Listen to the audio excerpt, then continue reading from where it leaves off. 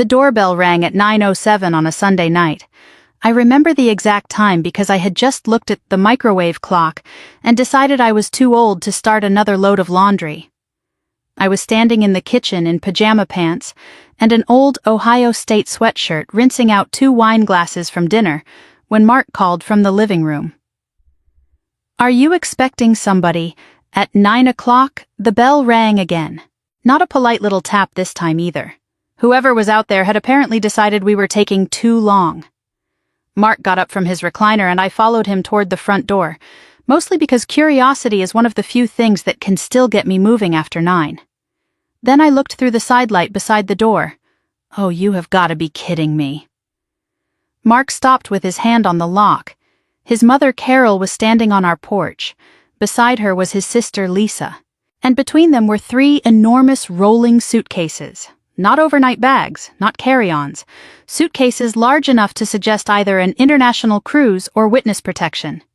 Carol also had 2 canvas totes hanging from one arm, and her medication case tucked under the other. Lisa was holding a shopping bag and looking annoyed that we hadn't opened the door quickly enough. But what caught my attention was sitting on the porch behind them. Carol's fern, the big one from her condo. I'd given it to her 6 Christmases earlier, and she'd spent years telling me I watered plants incorrectly. People don't bring houseplants for a weekend visit. Mark opened the door. Mom Carol walked straight past him. "Well," she said, setting down one of the totes. "We're finally here." I looked at Mark. He looked at Carol. Lisa rolled one suitcase over the threshold and nearly clipped my foot. "Careful," I said. "Oh, sorry." She didn't sound sorry. I closed the door because cold air was pouring in. "What happened?" Carol blinked at me. "What do you mean, your condo? Is there a problem? A pipe burst? Heat go out?" "No." "Then why do you have luggage?" Lisa gave a small laugh. Carol took off her coat and handed it to Mark. "We're living here now. There are moments when your brain refuses to accept what your ears have delivered." I actually smiled. Not because it was funny, because I assumed I had misunderstood. "You're what? Living here?" Carol said it the way someone might say we're having chicken for dinner. I looked at Mark again. This time he looked away. That was when the real problem entered the room. I had been married to that man for 24 years. I knew his guilty face. "Mark." He rubbed one hand over the back of his neck. "Diane." "No." "Before you say anything else, how much of this did you know?" Carol sighed. "Oh, for heaven's sake, don't turn this into a federal hearing." I ignored her. Mark said Mom mentioned she might stay here for a little while after she sold the condo. I stared at him. "After she what?" Carol looked genuinely surprised. "You didn't tell her that was helpful." "Very helpful." I turned back to Mark. "She sold the condo." He lowered his voice. "She was talking about selling it." "I closed Friday," Carol said. Lisa smiled as if she'd just won something. "The movers came yesterday." I looked at the 3 suitcases, then the fern. "Then my husband."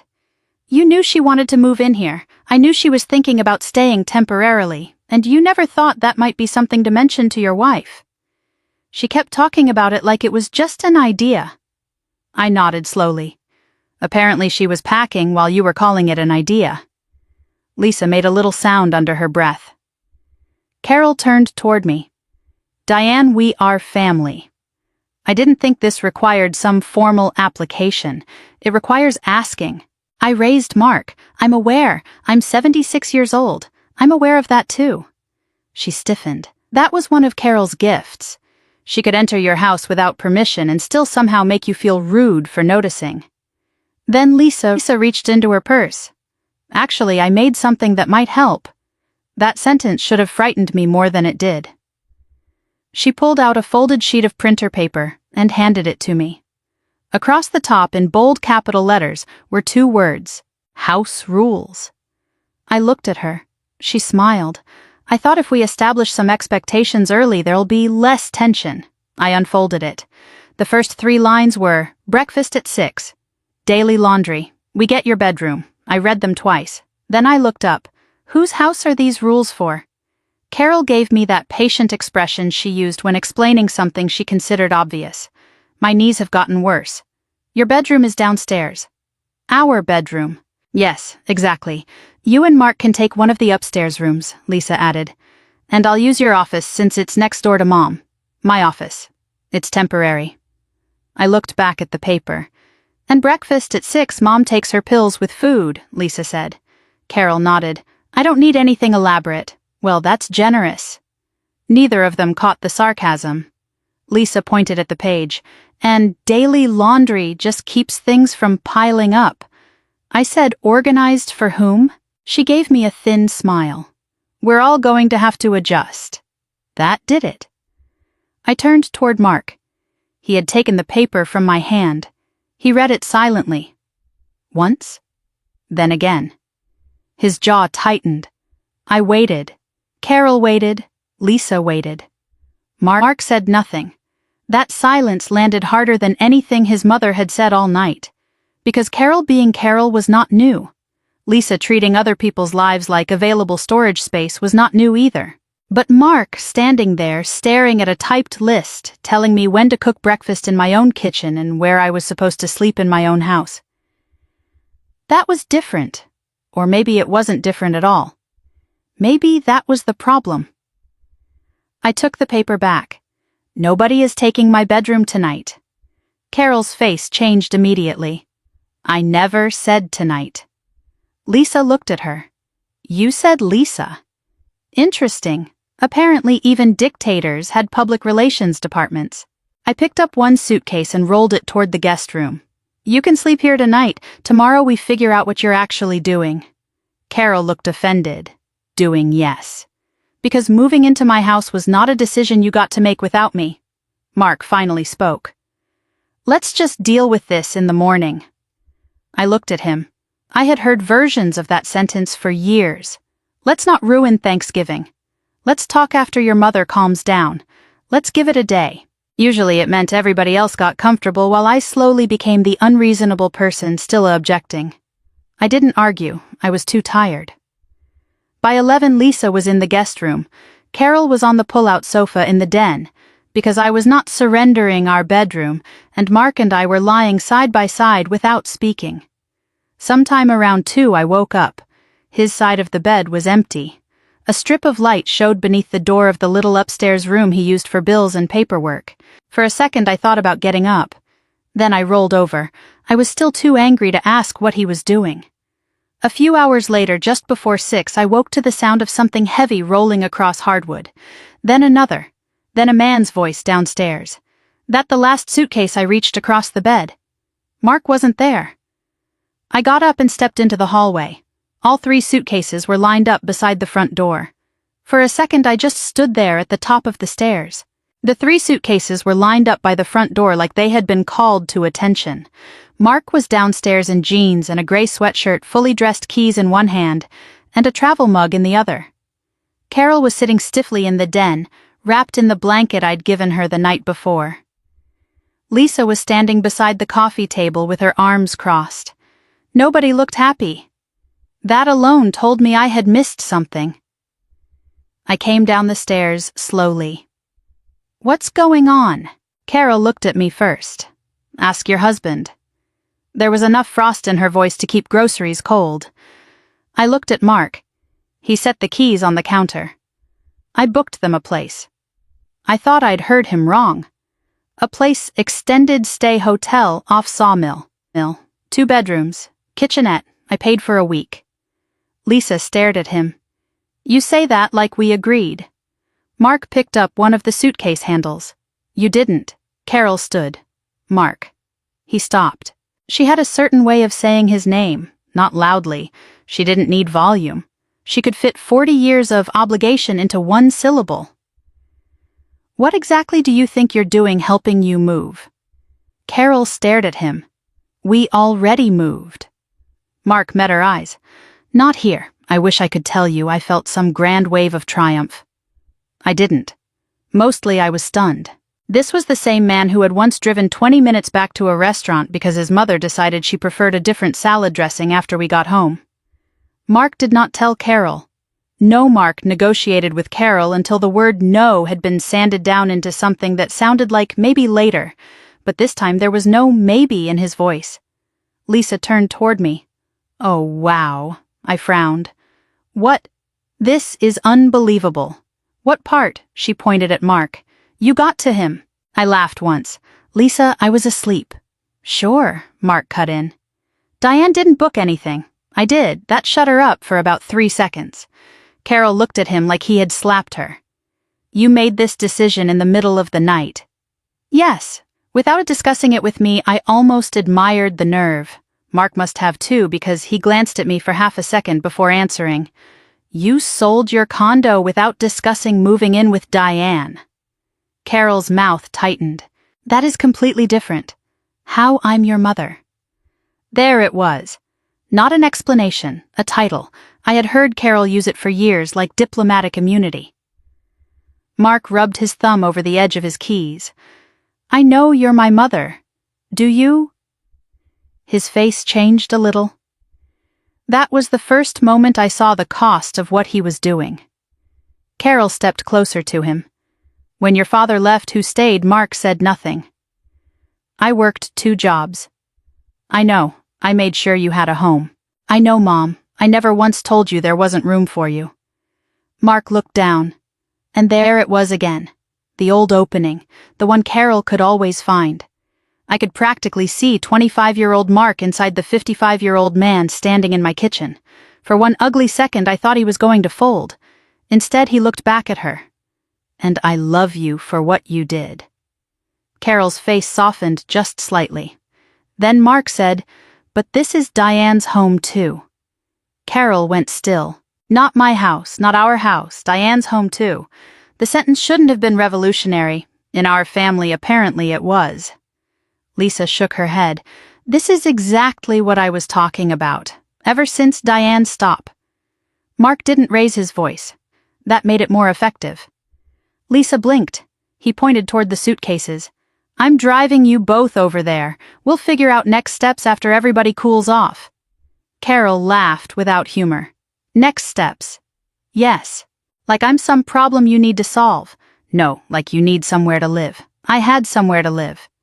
Mark looked around the room. No. You decided you had somewhere to live? That one landed. Carol turned away from him. I should probably mention that I was still standing there barefoot in pajamas while all this happened. There are family turning points that look very dramatic in retrospect. At the time, you're usually wondering whether anyone remembered to start the coffee. I followed Mark into the kitchen when he went to refill his mug. He kept his back to me. How long did you know he stopped? I didn't have to explain the question. About her wanting to move in? Yes. A couple months. I stared at him. A couple months. She kept bringing it up. I kept telling her we'd see. That's not telling her, no, I know. Did you? He turned. I thought if I never agreed, I hadn't agreed. I folded my arms. You didn't say no either. He looked tired, not defensive, just tired. I lowered my voice. You keep calling that neutral, Mark. It isn't neutral when I'm the one people walk over. He nodded once. No excuse, no explanation, just a nod. It didn't fix anything, but I noticed it. Carol called from the living room. Are we leaving or are we being allowed breakfast first? I closed my eyes. Mark glanced at the clock.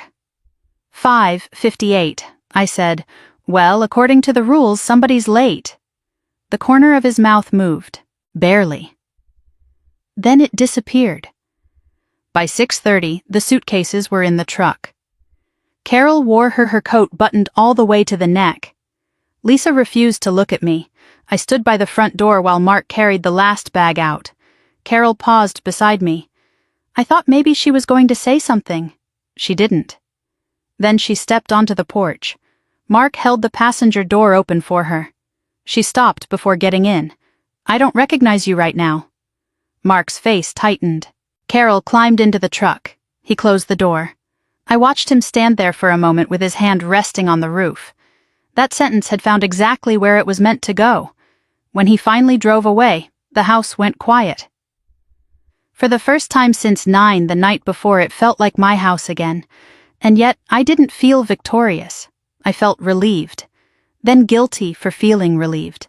Then annoyed that guilt had managed to get invited too. A little after 2 that afternoon, Mark's phone started ringing. First his brother Stephen, then his aunt, then a cousin in Dayton we hadn't heard from since Easter. By dinner, the family story had apparently become very simple. I had thrown a 76-year-old widow out of her son's house before breakfast. And according to Stephen, Carol had been telling people for months that Mark had already agreed she was moving in. Stephen showed up at our house Tuesday evening with the expression of a man who had already heard one side of a story and wasn't particularly thrilled about needing the other. He didn't call first. Apparently that was running in the family. I opened the door and looked past him toward the driveway. No suitcases? He almost smiled. Almost. Can I come in, depends. You bringing house rules? That time he did smile, but it vanished quickly. Stephen was 5 years older than Mark, and looked enough like him that strangers sometimes mistook them for twins from a generous distance. Same gray-blue eyes, same broad shoulders. But Stephen had never inherited Mark's talent for avoiding an argument. He came inside. Mark was at the kitchen table going through some apartment listings he'd printed for Carol. Stephen noticed them. So it's true. Mark leaned back. Which part you put Mom in a hotel? I booked her a 2-bedroom suite for a week. You know what I mean. I went to the refrigerator and took out a pitcher of iced tea. I had no intention of serving refreshments for my own prosecution, but 24 years of marriage creates habits. Stephen sat across from Mark. Mom says Diane gave her one night and threw her out before breakfast. I set the pitcher down harder than necessary. Mark answered before I could. Diane didn't throw anybody out. I did. Stephen looked at him. You, yes. That clearly didn't fit the story he'd been given. He glanced at me, then back at his brother. Why? Because Mom moved into our house without asking us. She said you knew. I knew she was thinking about selling the condo. She said you told her she could stay with you. I never said that. Stephen leaned forward. Did you tell her she couldn't silence? I looked at Mark. He looked at the table. Stephen sat back. Well, there you go.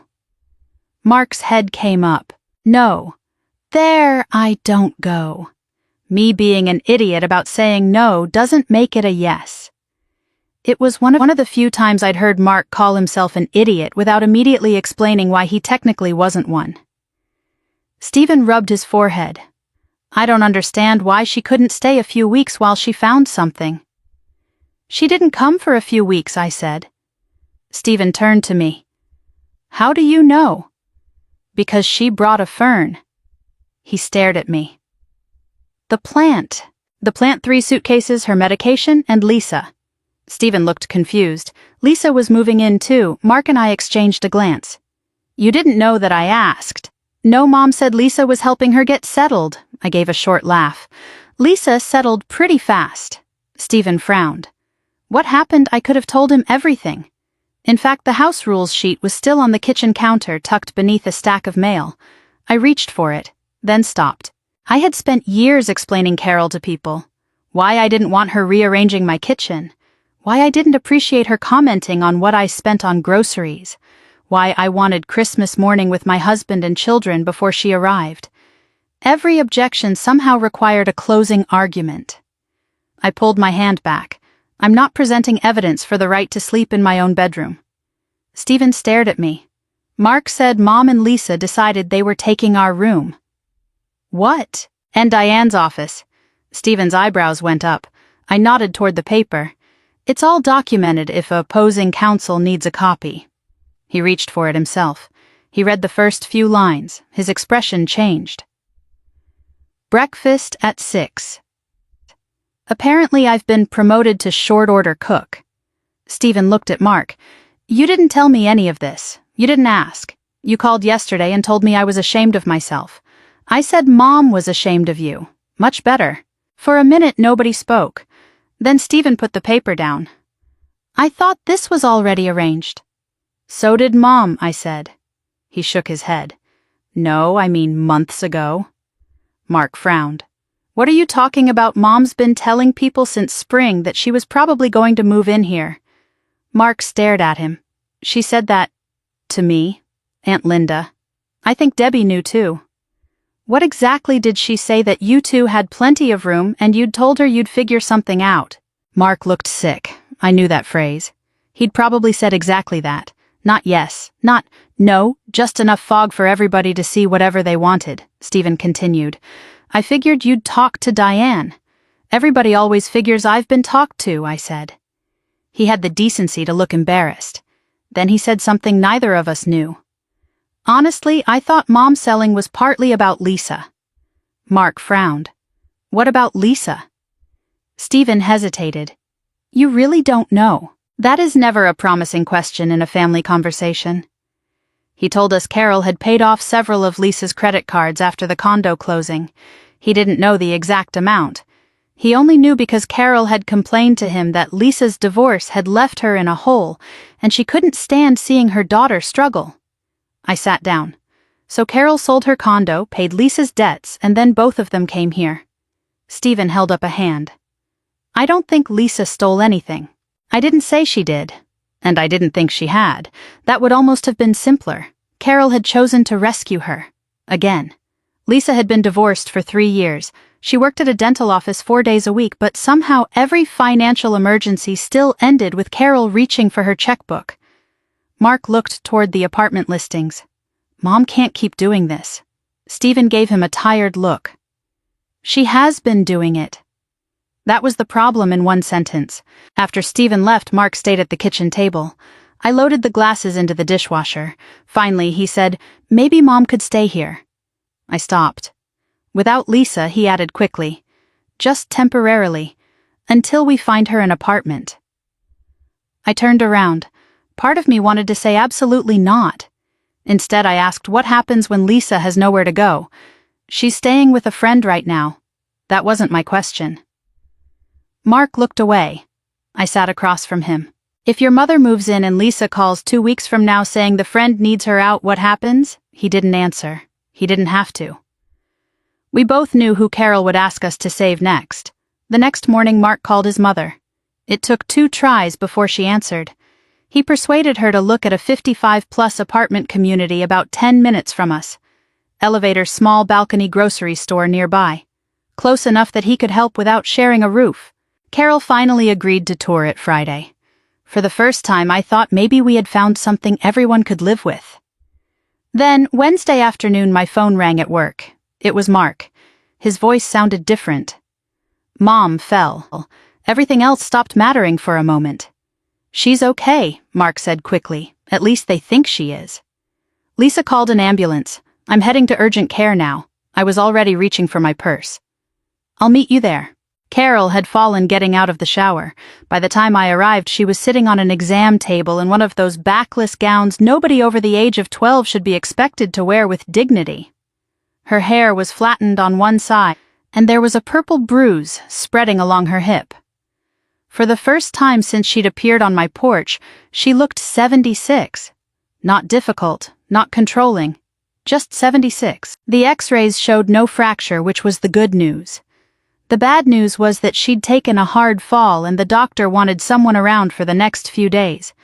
She could walk with a cane carefully, but he didn't want her climbing in and out of the tub alone or wandering around half asleep at night. Lisa sat in the corner scrolling through her phone. Mark stood beside his mother.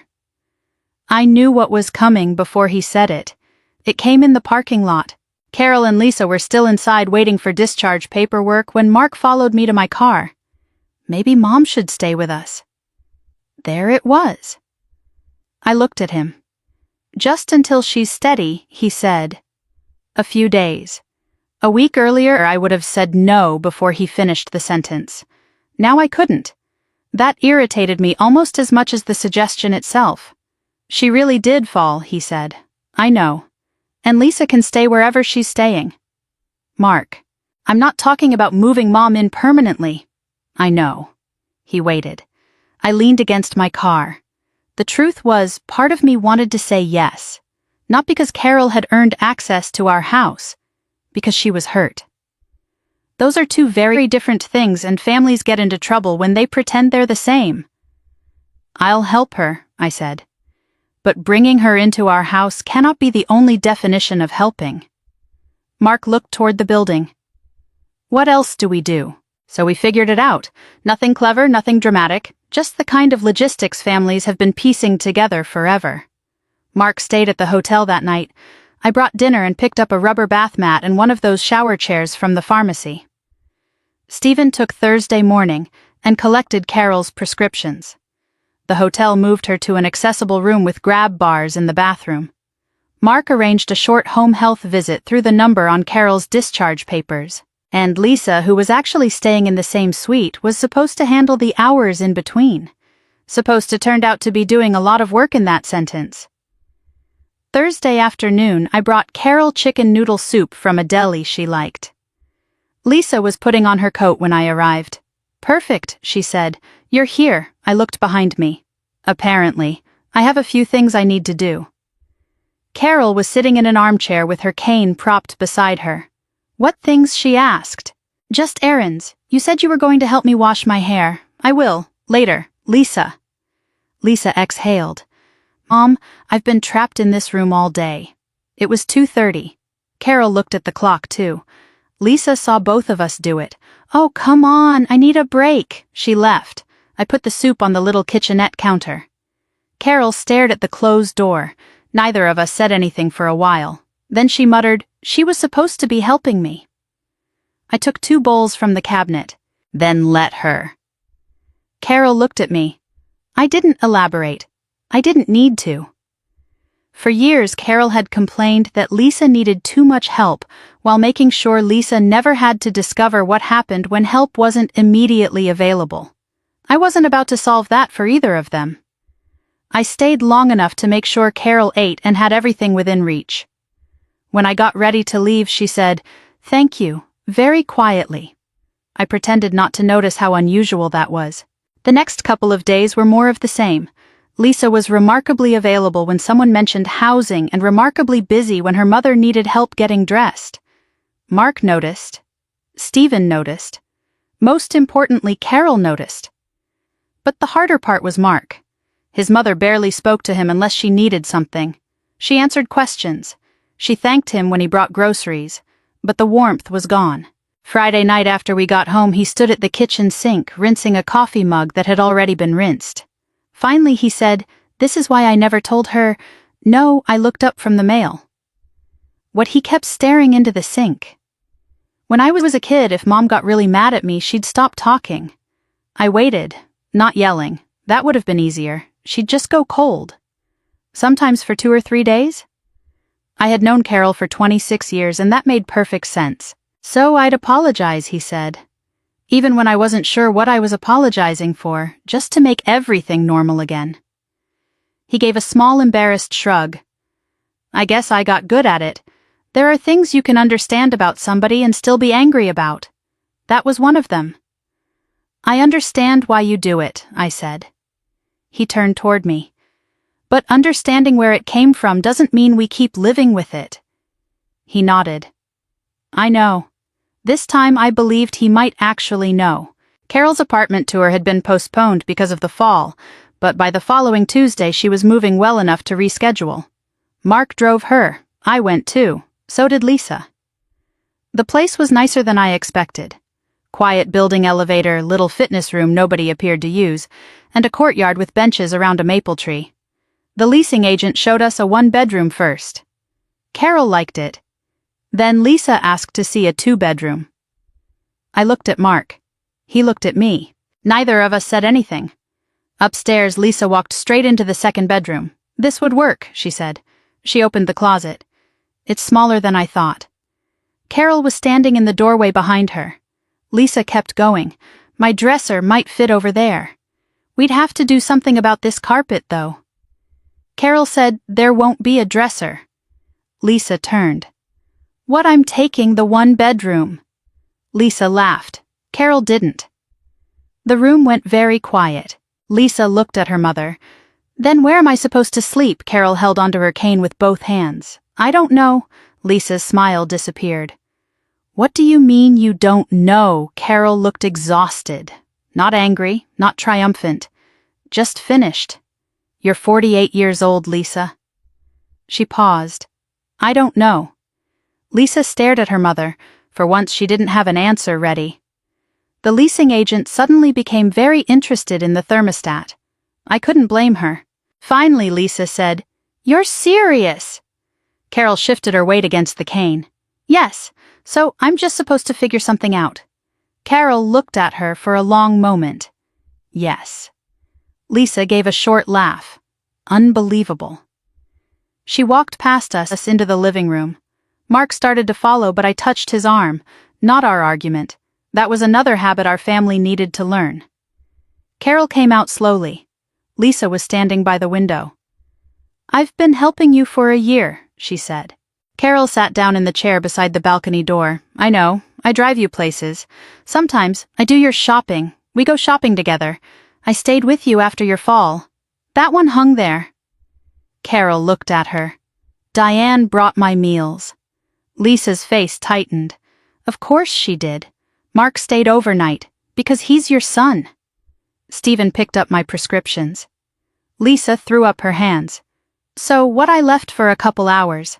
Carol didn't argue. She didn't need to. Lisa looked at me. This is what you wanted, isn't it? No, please. Before I could answer, Carol spoke. This isn't about Diane. Lisa turned. Oh, really? Yes. Something in Carol's voice had changed. Not louder, if anything, quieter. I paid those cards off because you said you needed a fresh start. Lisa flushed. I did.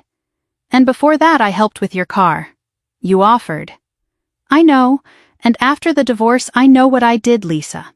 That stopped her. Carol looked down at her hands. I kept thinking the next thing would be the last thing. There wasn't much to say after that. Lisa grabbed her purse. Fine, Lisa. No. You all have this figured out. She headed for the door. The leasing agent stepped aside. Lisa looked back at Carol. Good luck. Then she left. Nobody chased her. Carol signed an application for the one-bedroom that afternoon. On the drive home, she barely spoke. I didn't mistake that for happiness. Setting a boundary doesn't always feel good just because it's necessary. Sometimes it feels awful. Sometimes you spend the whole ride home wondering whether you were cruel. I knew that much. A few days later, Mark and I were at our kitchen table sorting through paperwork Carol had left at the house. He pulled a folded sheet from beneath a pharmacy receipt. Oh, God, I recognized it immediately. The original house rules. I thought you threw that away. I thought you did. He unfolded it. I had only read the first part that first night. Mark kept going. His eyebrows climbed. What? He turned the page toward me. There was more. Quiet television after 9. No visitors without notice. A kitchen schedule. A note about moving my desk upstairs so Lisa could have my office. Mark read one line twice. She scheduled when we could use our own kitchen. Efficient. He stared at the page. She reorganized our marriage in 12-point font. At least she used bullet points. He laughed, a real laugh this time. Then he got quiet. He ran his thumb along the fold in the paper. This is what did it. I looked at him. What, that night? He nodded toward the stairs. I couldn't sleep. I went into the office and kept reading this thing. So, that was the light I'd seen at 2 a.m. He leaned back. I kept thinking about all the times Mom pushed something and I told you it's easier if we just let her have it. Christmas. Vacations. Your birthday dinner that year. I remembered that one. Carol had decided the restaurant I'd chosen was too noisy, so we went where she wanted. On my birthday. I told myself I was keeping the peace, Mark said. You told me that too. I know. He looked at the paper again. But then I saw your office on here, our bedroom, what time you were supposed to make breakfast. His mouth tightened. And I realized I'd taught her she could do this. I didn't say anything. She knew if she pushed hard enough I'd make you compromise. That was closer. But not quite all of it. Mark stared at the table. Then he said, Because you were safer to disappoint. That one hurt. Probably because it was true. His mother could punish him with silence. His sister could create a scene. I would get angry, eventually calm down, and still be there. For years, my reasonableness had made me the easiest person to shortchange. Mark looked at me. I'm sorry. I nodded. I wasn't going to tell him it was okay. It hadn't been. What happened after I saw the light on, I started looking for hotels. At 2 a.m. Turns out the internet stays open pretty late. I smiled despite myself. I booked the suite, then I sat there for about 20 minutes wondering if I should cancel it. What stopped you? He held up the rules. This. I laughed. He folded the paper again. I knew if I came upstairs and said we'd talk about it in the morning, I'd do what I always do. So you moved their luggage instead, basically. I reached across the table and tapped the paper. Next time I need you to say something before 2 a.m. He nodded. Fair. Carol's apartment application was approved the following week. She gave Lisa enough money to cover a security deposit on a small place with one condition that was the last rescue check. Lisa stayed with a friend while she looked and picked up an extra day at the dental office. She wasn't cheerful about any of it. Nobody expected her to be. 3 weeks later, Carol got the keys to her apartment. Mark and I helped her move. Near the end of the afternoon, I carried a box marked kitchen into her new place. I set it on the counter. Then I noticed a sheet of white paper attached to the refrigerator with a magnet. Across the top in large letters, Carol had written, House Rules. I just stood there looking at it. For half a second, I thought we were right back where we'd started. Then I read the first line and laughed. The first line said, Make your own breakfast. Underneath it, do your own laundry. And then call before visiting. At the bottom, Carol had added in smaller letters, Yes, this means my children. I laughed hard enough that Mark called from the bedroom. What, your mother has rules? Oh no. Carol was unpacking coffee mugs at the counter. She glanced over her shoulder at me. I thought clarity was important. You're learning, don't get smug. There she was. I took a pen from the junk drawer we'd just filled and added one line at the bottom. Coffee is always free. Carol leaned over to read it. Even for Lisa, I capped the pen. Let's not get reckless. For 1 second, she tried not to laugh. Then she did. It wasn't some magical reconciliation where years of irritation disappeared over a refrigerator magnet. Carol was still Carol. I was still the daughter-in-law who had once moved her Christmas centerpiece 6 inches and heard about it until Valentine's Day. But something had shifted. Later that afternoon, Mark carried the last empty boxes down to the recycling area. I was lining Carol's pantry shelves when she came into the kitchen. You don't have to do that. I know. She handed me a can of tomato soup. I put it beside the others. For a while we worked without talking. Then Carol said I really did think Mark would let me stay. I looked at her. She wasn't accusing me. That was new. I know, he always made room. I slid a box of crackers onto the shelf. He did. She nodded slowly. I suppose I got used to it. There were about 12 answers available to me, and 10 of them would have started another fight. So I chose the true one. Usually it was my room he was making. Carol stopped. I hadn't meant the bedroom. She knew that. For years, Mark had made room for his mother by taking something from our plans, our holidays, our time, or my patience. Carol looked down at the soup can still in her hand. After a moment, she said, I never thought of it that way. I know. That could have sounded cruel. I didn't mean it that way. She put the soup away. I thought because he was my son. She didn't finish. You'd always have a place in his life, I said. Yes, you do. She looked at me. But that's not the same as having a place in our bedroom. Carol gave me a look. I understand that now. Good, because the mattress is excellent. She rolled her eyes. And just like that we were done. No tearful apology, no hug, no speech about family. Frankly, if Carol had hugged me and started confessing all her mistakes, I might have called the doctor. What I got was better. She heard me. That evening, Mark and I drove home in comfortable silence. When we got inside, I kicked off my shoes and went straight to the kitchen. He followed me and opened the refrigerator. Anything for dinner. There are leftovers. He looked inside. From when? Thursday. He closed the refrigerator.